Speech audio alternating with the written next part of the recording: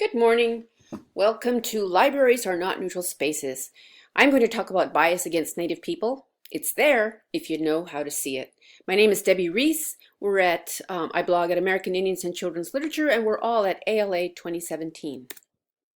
That's a screen cap of the top part of my blog. You see I have a lot of tabs there, a lot of things that can be helpful to you as you work on collection development. That includes weeding materials from your library. This on the left is a picture of my profile over on Twitter. I'm very active on social media. My Twitter handle is Deb Reese, and my email address is right there for you to use if you want to write to me, because I do respond to email quite a lot. To start with, I want you to meet Ellie. She is my sister's grandchild, and boy, isn't she cute. Look at that sparkle in her eyes and that joy on her face.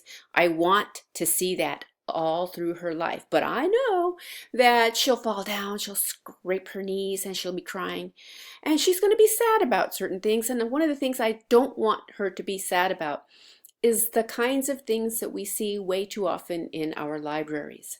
By that I mean stereotypes and bias in the ways that Native people are depicted in children's books and young adult literature and the stuff on your nonfiction shelf as well. So that's kind of what we're talking about. And as you looked at Ellie, you probably thought, oh yeah, she's a Native child. Up here on the left is myself and my younger sister. She doesn't look Native in the same way that I do, with dark skin and dark hair. That continued as we got older. See, that's her on the left. Her hair got lighter, her skin got lighter, and mine got darker. I was taking after our Hopi grandfather. This is Tete. He grew up on the Hopi reservation in Arizona and went to boarding school. And when he went to boarding school, they changed his name. He could no longer be Sakiestewa. He had to be Rex Calvert. So we have relatives with the name Calvert now because of boarding schools. On the right here is our other grandfather. He's white. He's from Texas. He never had to change his name. He could be Yates all his life, and his ancestors could be Yates as well. So he didn't experience the kinds of things that the rest of it did. So I have within me two different ancestry trails. Nations determine who their citizens are. I'm a citizen of my nation. My sister is. Ellie is. Because our tribal governance decided how our citizenship would be determined. They didn't decide, okay, you have to have high cheekbones, you have to have dark hair, you have to have dark skin. That doesn't matter. Nations determine who their citizens are. Native nations do that too. It's very complicated with Native nations because of this thing called settler colonialism. It's a new theory that's taking up a lot of conversation, a good conversation. It acknowledges that this land, this continent that we're on, was invaded by another foreign power. That foreign power came in and occupied and began to occupy our homelands. Now, we fought back very hard. Because we fought back, we are still here. But a lot of us were, in fact, overcome by this invading force that continues in interesting ways to try to eliminate who we are as people of this nation.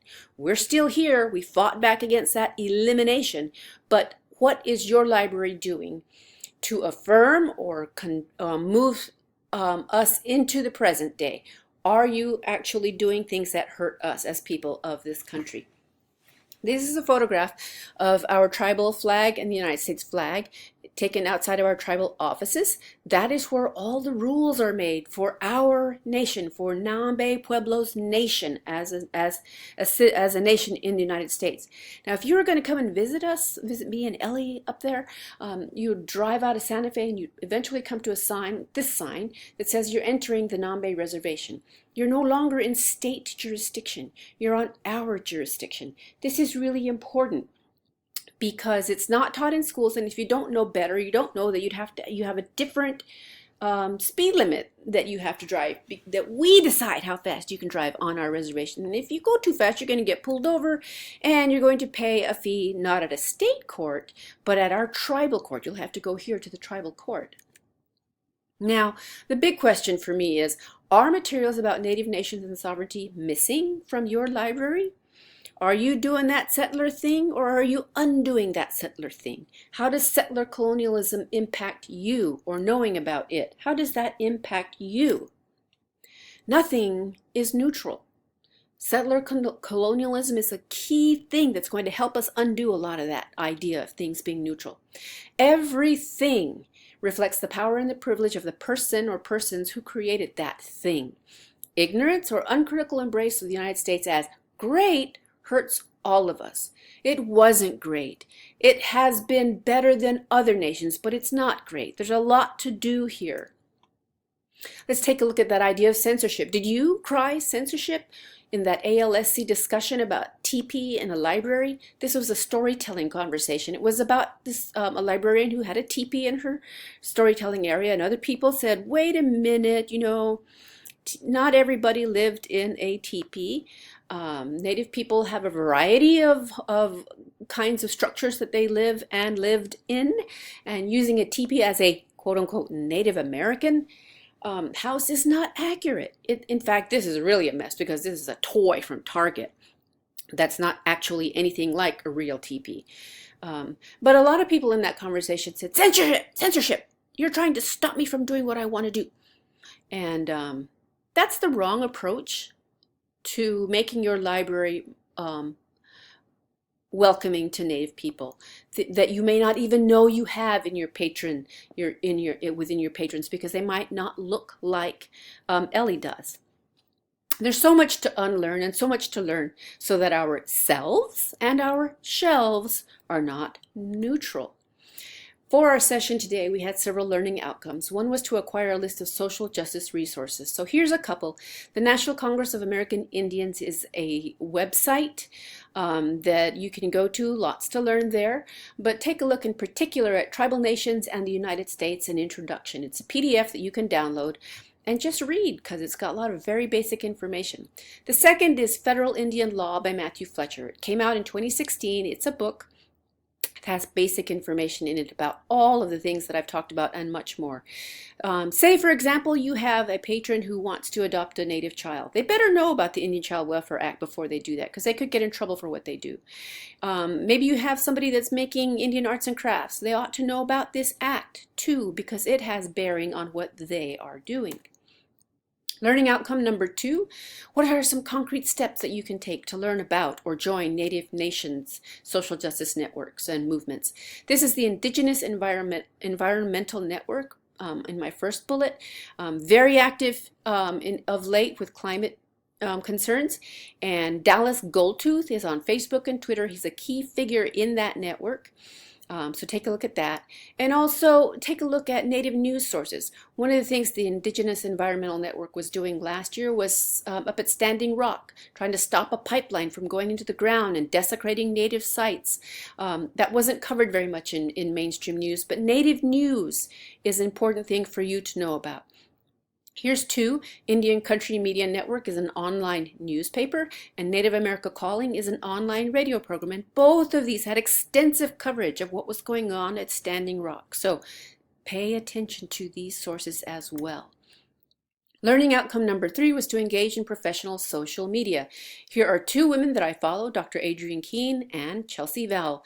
Those are their Twitter and websites, and you should take a look at them and become familiar with what they're doing too, because using social media, talking to these folks will help you become a better librarian. Here's a picture at the top of what was going on up at Standing Rock that wasn't covered in the mainstream news, but on the bottom is a page from Indian Country Today from last week, when a federal judge decided that there were some problems with the executive order that President Trump issued, and things that we need to know you won't find out in the mainstream news, but you will find in Native news. This is a capture from a tweet that I sent out on June 12th when everybody was celebrating the Loving case, the Supreme Court case about Mildred Jeter wanting to marry a white man, and it's marked as a huge moment of celebration, and it was, but there's some problems with that whole case. Mildred Jeter was not African American. She was a citizen of a Native nation. She said on her license to get married that she was Indian. As you know, the whole Supreme Court case rested on the fact that she was also African American, but really she said over and over and over that she was Native, that she was Indian, that she was a citizen of the Rappahannock Nation. So there's things to know by following people on social media, and this is just one example where I linked to some information about that. I also want to point to quickly one of the ways that I think microaggressions appear over and over in my life and in the lives of Native peoples, generally speaking. This is Noah's Ark, a page from WorldCat. Noah's Ark is a Bible story. It's treated with respect. Here's the subject headings for it. But take a look at ours. We have creation stories as well. This is one, but it's called Folklore. And it'd be over there on the shelves where Little Red Riding Hood and stories like that are. That is an example of institutional racism, where settler colonialism kind of like tries to eliminate us as a people with creation stories and toss us over there with the folk stories, folk tales. That's important for us to know, to think about the ways that this is all around us. So let's talk. My name is Debbie Reese. That's a picture of me holding my favorite book, one of my favorite books, Jingle Dancer by Cynthia Leitich Smith. That's my email address, and I hope that my session has been helpful, and if you have questions that need answering or something I've said is confusing, let me know. Thank you.